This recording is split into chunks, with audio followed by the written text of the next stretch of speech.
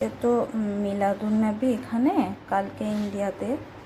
তো এই যে সুজির একটু হালুয়া করব, সুজিটা ভিজিয়ে রেখেছি দুধে। এখানে পেঁয়াজ কেটে রেখেছি, আর এখানে এই যে আলু আর ডিম। আজকে ডিম আলু দিয়ে তাহারি বানাবো একটু।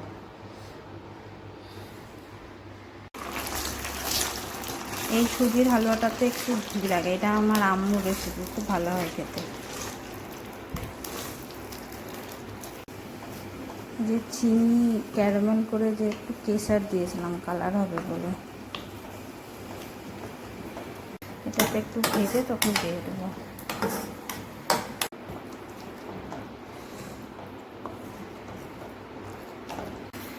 এটা হয়ে গেছে, এবার নামিয়ে নেব।